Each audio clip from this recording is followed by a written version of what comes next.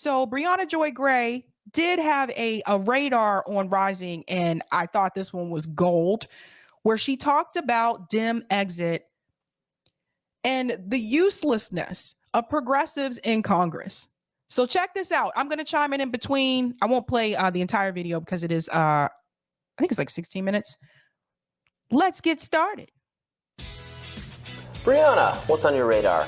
I don't know how to sugarcoat this, Robbie, so I'll just say it. It seems clear that the Democratic Party is over.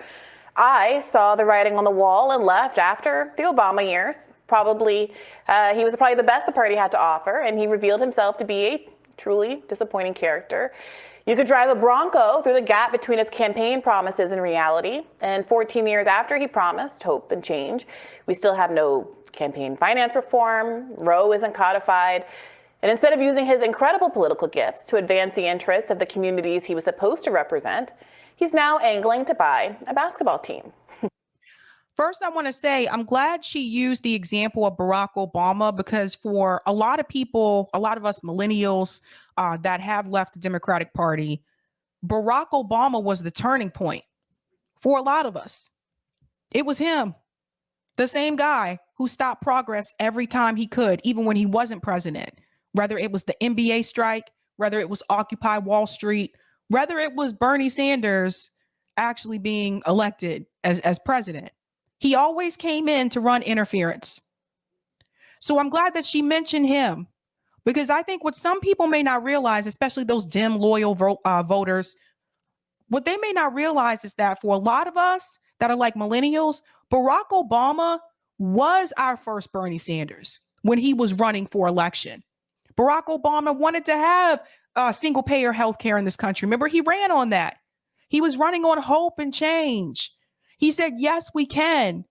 So for me, it was like a complete and utter disappointment and slap in the face with Barack Obama. And not only just because he didn't do what he ran on, but also because of the fact that people always point to him and say, first Black president in the United States. And it's a constant reminder, because I remember some people voting for him just because of that, just because of the identity politics. Yeah, first Black president in the United States. What did he do for Black people, though? What did he do for the Black community? He couldn't even, when he went to Flint, he couldn't even tell people the truth about their water in Flint. He couldn't even tell, and that was predominantly Black people in that room. He couldn't even tell them the truth about the water.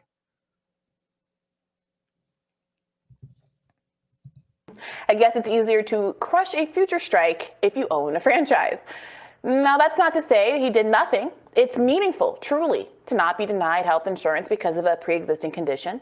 It matters that 35 million Americans got insurance in the first place through the ACA, but it wasn't enough. I was hopeful that an independent senator from Vermont might right the ship.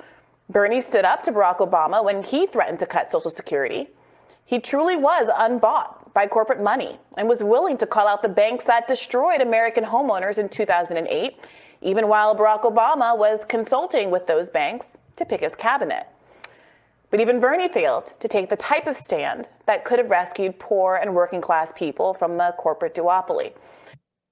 What people have to understand here is this. You have to remember that Bree was Bernie's press secretary. This statement is coming from someone who worked on the Bernie campaign.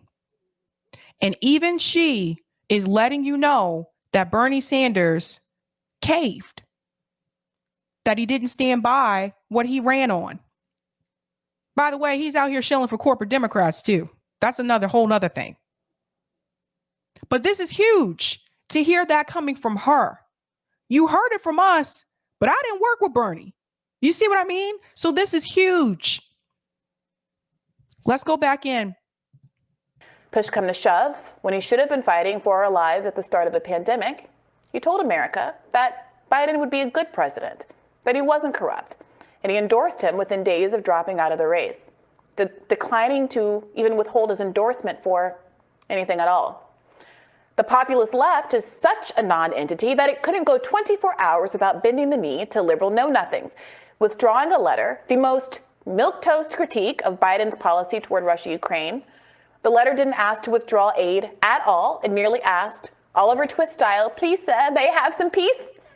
And progressives still couldn't stick the landing.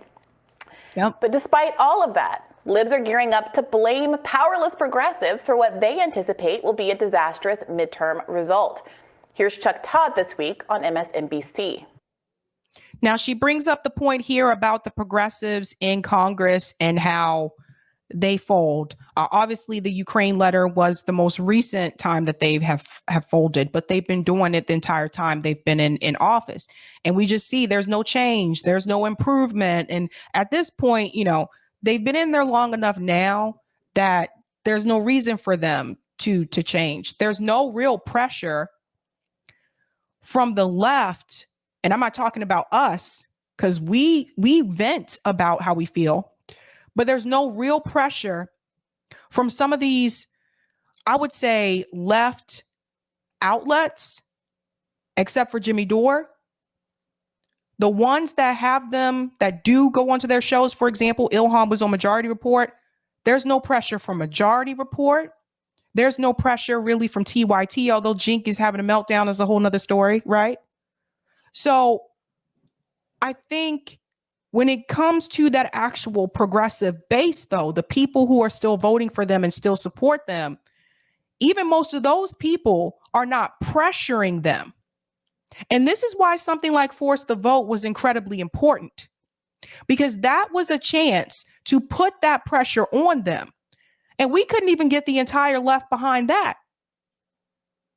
I think that really hurt, because that was after that, should have been immense pressure, because that was the number one thing they were supposed to do when they got there. That was the first thing they were supposed to do, according to the Justice Democrat strategy and principles, which I talked about on the show. So not having that pressure from everybody all around, you know, it's like I felt like we missed our opportunity to really pressure them like that.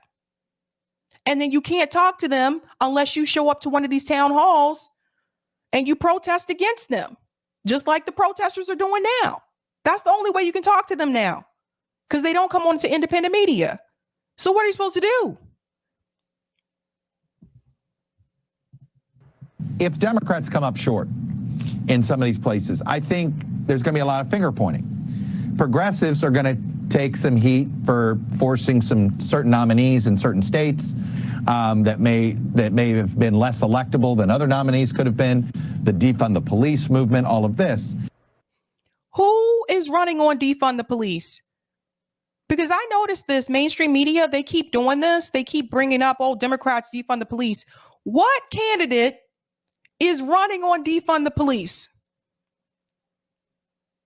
Was John Fetterman running on defund the police? Nope. Who's running on it? Who? Even Cori Bush can't talk about defund the police anymore. They hushed her up real quick. So who is running on defund the police? They have yet to tell me. Yet. I'm sorry, which precarious Democratic candidate said they wanted to defund the police? Was it Fetterman, the guy who famously chased down a black man vigilante style at gunpoint because he thought he'd committed a crime? He hadn't committed a crime. Or Stacey Abrams, who after, flirting with actual progressivism for about half a second, has run hard on fund the police harder, even though it's probably costing her black male votes in Georgia. And she is losing big time. She is losing big time. Midterms haven't even happened yet. And the Democratic Party gatekeepers, whose purpose is to run cover for the complete and total political malfeasance of liberals, are already in excuse-making mode. Their diagnosis of why Dems are flailing, same as always. Somehow, it's progressives' fault. The blame, however, lies squarely at Biden's feet.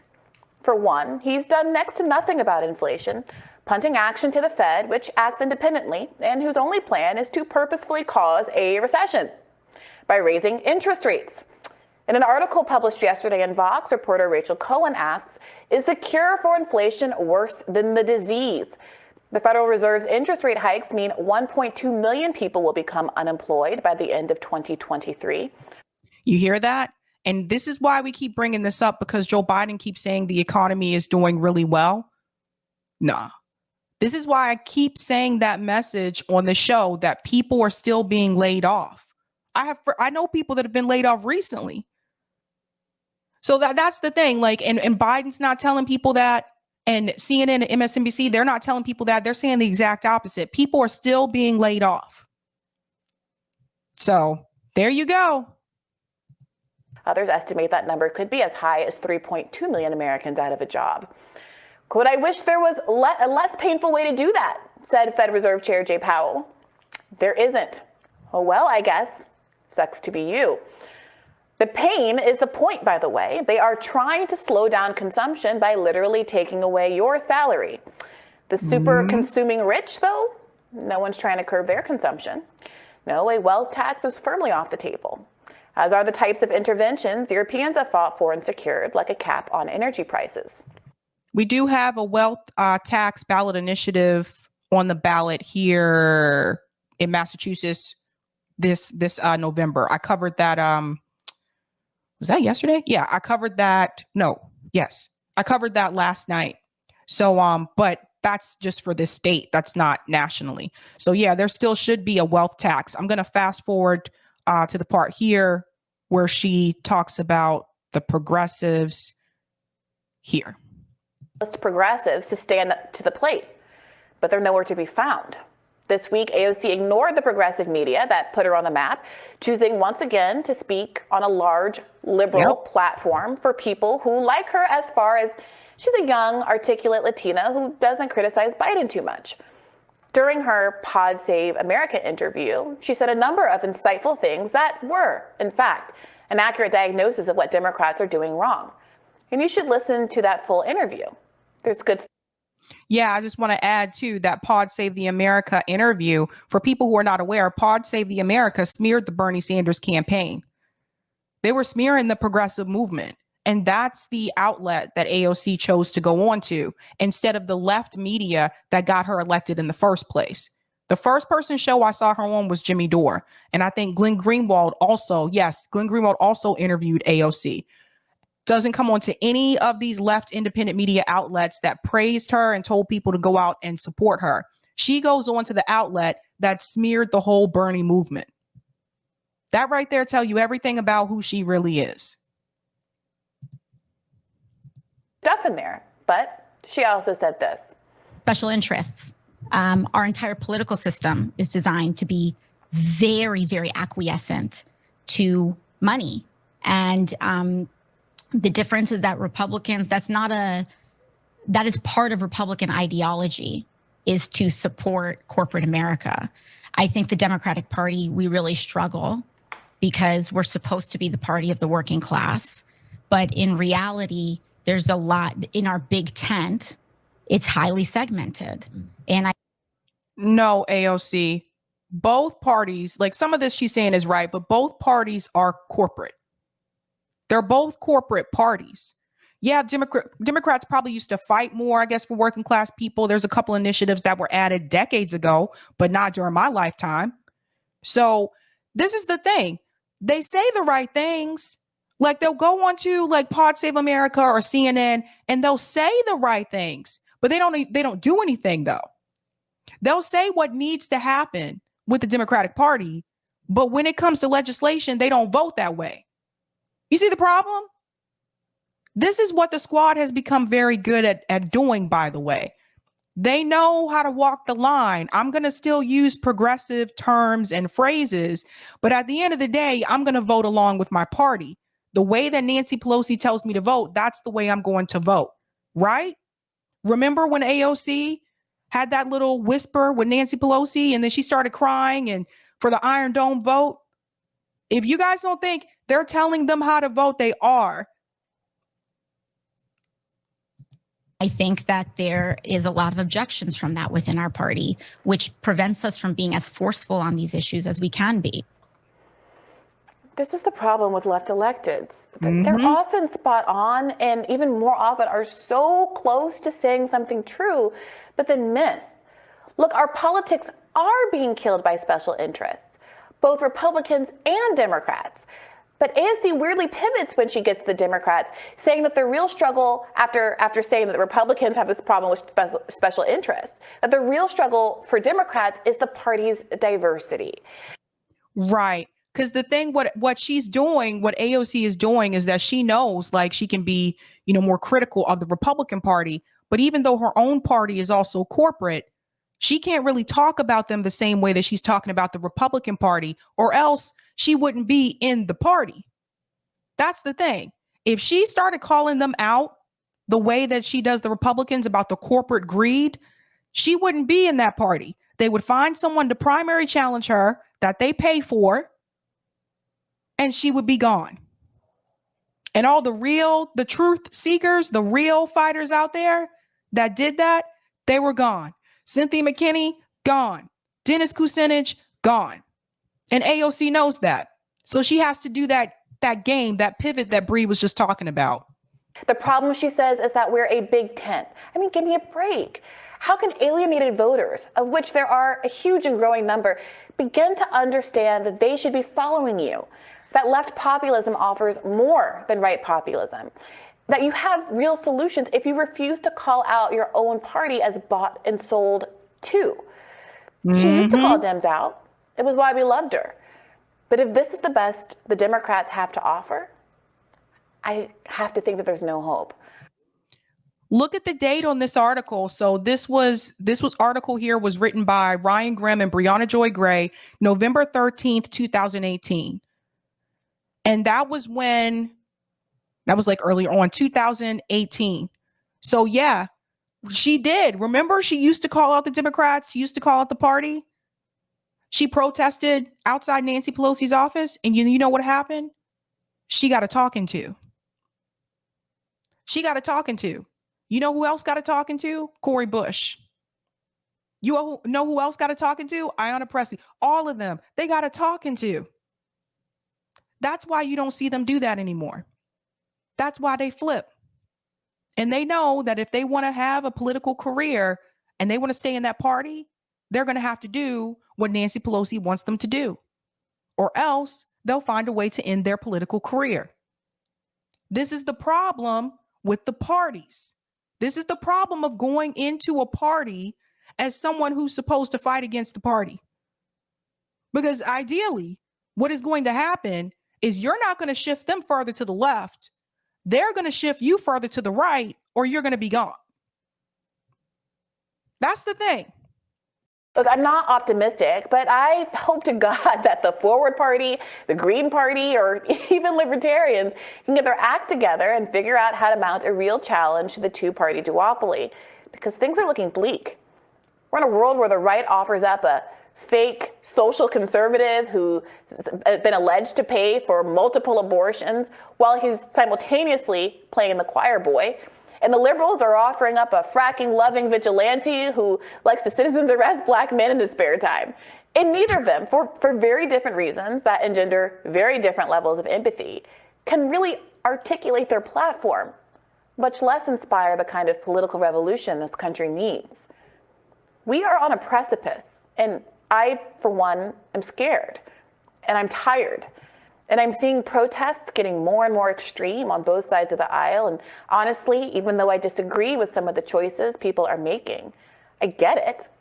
Riots, after all, are the language of the unheard, both on 1/6 and during the George Floyd protests. We have everything we need to truly make America great again. The people were never the problem. The problem has always been elite gatekeepers. Will anyone stand up and show the people how much power we really have? Or do I have to look forward to the Herschel versus Fetterman ticket or Herschel versus Fetterman in 2028? Will anybody really stand up? So here's Briahna Joy Gray letting you know the Democratic Party is dead. And she's right. It's a joke. This is why Republicans can win. This is why those races I told you about earlier are as close as they are. You don't deliver on people economic needs, the pendulum will swing in the other direction. And we saw this happen after George W. Bush. People were pissed economically. Let's remember, people were pissed. The economy started to fall under Bush before we got Obama. People were pissed economically, so it swung back in the other direction. And we got Barack Obama. People were pissed after 2 terms of Barack Obama, and it swung all the way back in the other direction. And we got Trump, which was the other extreme. You see what I mean? So this is what continues to happen. That's why I said the Republicans could actually win. Same thing comes for 2024. And I don't like Ron DeSantis at all, but Ron DeSantis could actually win. And it's because of what is happening economically, because they don't do anything for the people. This is the problem. So will anybody stand up to be that person? This is what I say. The one who stands up to be that person cannot be in the 2-party system. They cannot run as a Democrat or Republican. I don't care if they say they're a progressive, but running as a Democrat, you can't do it. You cannot go through the 2-party system. You either have to stand alone as an independent, and that way you can say just pretty much whatever you want because you're not trying to please that party, or you have to run as a 3rd-party candidate.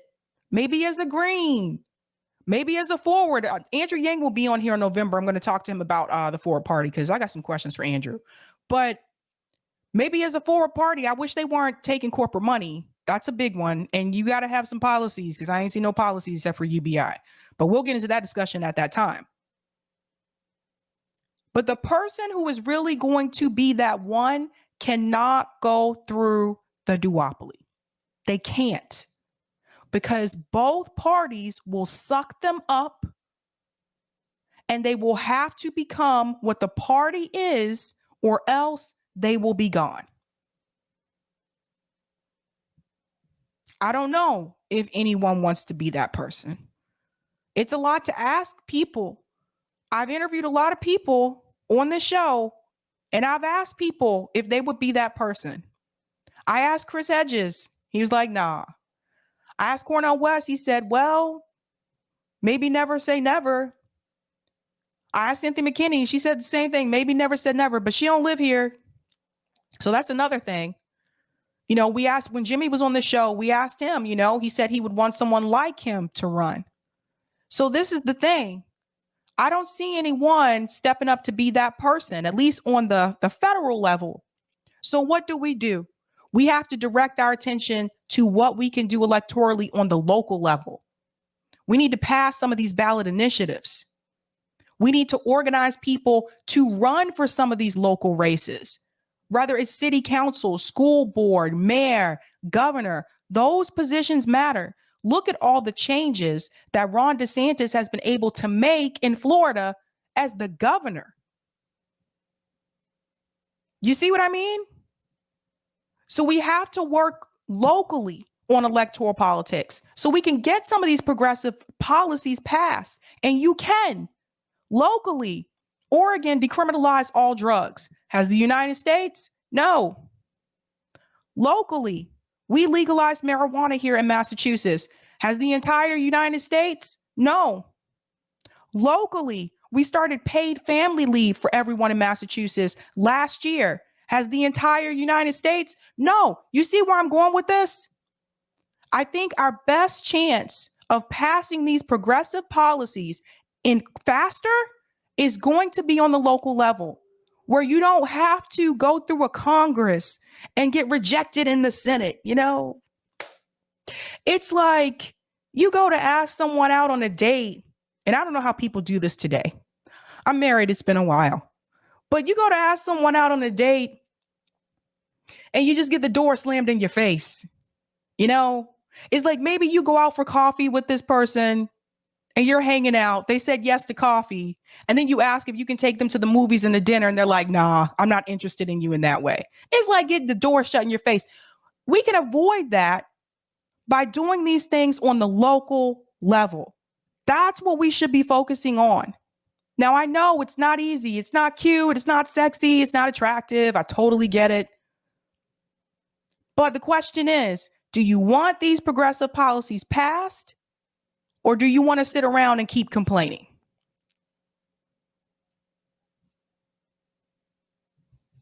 Here we go. Oh, I hope not. I mean, I know that we talked about that debate a little bit yesterday. And, you know, some people seem to have come away with the impression that I thought that Fetterman did a good job. No, that's not the point. The point is that it doesn't matter if Fetterman does a good job or if Herschel Walker is a complete hypocrite. Nothing matters other than that people want control of the Senate. Republicans want their people in control. Democrats want their people in control. And there's good reasons for that on both sides, for ideological reasons. And so increasingly, the quality of the candidate just doesn't matter. You've made your critiques of Republicans making bad candidate choices and not having these downstream effects and making this a closer race, a closer midterm battle than it needs to be. But the real people suffering here are the American people who increasingly have no one that's actually reflecting their interests in Congress. Yeah, I wish it mattered more. And that's the danger with the whole vote blue, no matter who, is that eventually you're just basically just voting for the party. You're not voting for the policies anymore. Because if you're voting for the policies, then if you wanted those progressive policies, you should have voted for Bernie Sanders in the primary. I know people that wanted those progressive policies and they voted for Joe Biden because they didn't think that Bernie Sanders could beat Donald Trump. That's the problem with the vote blue, no matter who. I don't even know if Republicans say that. Do Republicans say vote red, no matter dead? I mean, what do they say? Do they even say anything like that? I actually do. I like some Republicans better than others. I like some Democrats better than others. Actually, on the Republican side, there is some, well, on both sides, there are differences in views and intellectual traditions. The Republicans are going through such a transformation right now to a more worker-friendly part. I don't roll your eye. Who does corporate America prefer these days? It's Democrats. It's not. It's Democrats. I don't know. Maybe vibes. Democrats maybe are becoming wait a minute, Robbie. Maybe. I don't know what you're talking about, Robbie. Both parties are corporate. Both parties are corporate. Rodrigo, why? Oh, Rodrigo. Oh, man. Oh, man. Based on vibes and like whoever says something is woke or something. But if you look at open secrets and look at who these corporations are giving to, they now, as always, are giving equally to Republican and Democratic. Hillary Clinton's not running for office, Robbie. Well, they're now, as always, they're now, as always, giving to both parties in equal measure. There are certain industries that favor Republicans, oil and gas, those kinds of industries, and there's certain industries that slightly favor Democrats. And you know what industry favors Republicans and Democrats? The health insurance companies. They favor Blue Cross Blue Shield and Aetna and Cigna. They favor the Republican Party and the Democratic Party. And you can look this up on Open Secrets, you guys. And you can see, just go to like Blue Cross Blue Shield, Open Secrets, and you can see all of the Republicans and Democrats that they donate to. Because that's the thing. Neither party wants to give you Medicare for all. I know some progressives ran on it, but when we're talking about the parties, neither party wants to give you Medicare for all. But all of these corporations give to both parties because no matter who wins, they win and the people lose. Yep. And that's the point. We have to stop fighting this left-right game. I'm not interested in playing Republicans are marginally worse than Democrats. That's a liberal's game. I'm not a liberal. Well, okay, it's easy to say we have to start fighting this left-right game, but we have to vote for every Democrat no matter what because they are Democrats. I don't vote for Democrats. That's the whole point. I opened this thing saying I haven't voted for a Democrat since Barack Obama. That's not my bag. My frustration is that I feel like I'm voting for Republicans since Ron Paul in the primaries. I feel like every time that I criticize Democrats, I criticize liberals, but I feel and there are meaningful differences here, right? Like I don't want there to be a federal ban on abortion. So like I completely understand people who want to sign up and vote for Fetterman or vote for whomever. But at some point there has to be a break.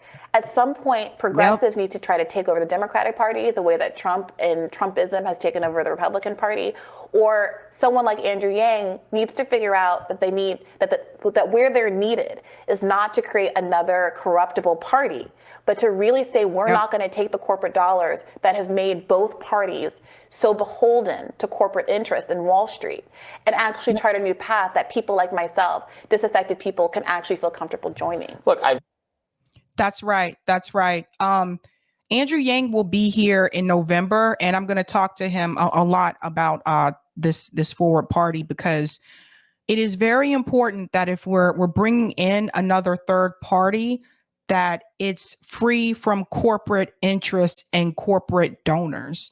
It needs to be grassroots and funded by the people, because you don't want to end up with the same problem that the Democratic Party and the Republican Party have, where you're basically serving your corporate donors. And that will happen. They're not donating to you because they think you're cute. They're donating to you because they want you. I scratch your back, you scratch my back. They want you to protect corporate interests. And that's what both of those parties do. They protect corporate interests. So something has to change. So when Bree says there needs to be a break, a dirty break, yeah, it has to happen. And I think, you can point to the squad for waking us up to this. Because let's be real, had they not done this experiment, maybe we still would think that this process could work, right? Now we see that it can't. Well, now we got to try something different. We got to move on to something else. And we really need to give voice to third party and independent candidates. And something that I think we really got to focus on, the ranked choice voting is huge. It's huge. They have it in Maine. And I think one district in Nebraska also has ranked choice voting. But that is huge. And that could actually help third party candidates and independent candidates. That ranked choice voting. That's why people are like, no, we don't want that. That's why they don't want it. That's why they don't want you to have it. Because they want it to remain in this two-party duopoly. They want it to remain that way. And people who are registered independents, you got to stop saying I'm an independent, but I vote Democrat. I'm an independent, but I vote Republican. Nah, you're a Democrat or a Republican. If you're independent, I'm here to let you know that doesn't mean you have to choose one of those two parties. If you are an independent, you should be supporting, in my opinion, you should be supporting the third party candidates or the independent candidates. That way you're truly independent. And that could really change the game, because the majority of American voters are registered independents. So if the majority of American voters are registered independents and they actually voted for independents and third party candidates, that would shake and break this decrepit duopoly that we have in this country. So that's that. But yeah, like I told you, even Bree is telling people like, look, this is over. That is a wrap.